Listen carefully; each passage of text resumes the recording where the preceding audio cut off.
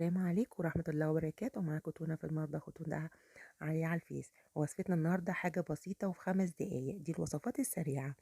هنجيب بطاطس ونقطعها مكعبات زي ما انتوا شايفينها كده، وعلى النار وهنحمرها زي ما انتوا شايفين كده. وبعد كده في طاسة تانية هنجيبوا معلقة توم في شوية زيت صغيرين ونشوحها كده. بصوا، وادي البطاطس اللي احنا حمرناها تتاكل كده من غير اي حاجة. يا دوب بس نديها تشويحة كده، وهننزل عليها بمعلقة كبيرة من الفلفل الأحمر.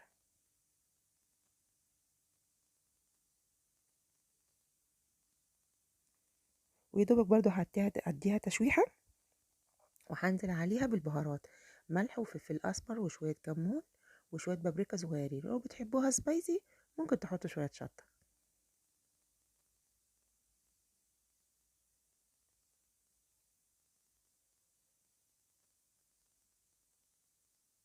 يا دوبك بس نديها تشويحة كده. بعد كده هننزل عليها بالبطاطس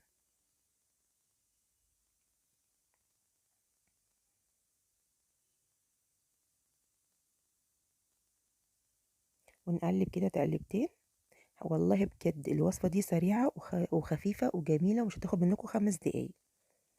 وهننزل عليها كده بشوية بقدونس صغيرين. تاكلوها بقى جنب فلافل، جنب جبنة الصبح.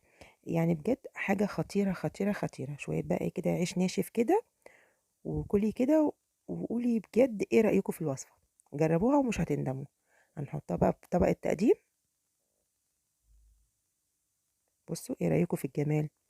والله شكلها وطعمها فعلا فظيع، ومش هتاخد منكم اي وقت خالص. انتوا ممكن في اليوم تعملوها مرتين تلاتة من كتر السهولة بتاعتها.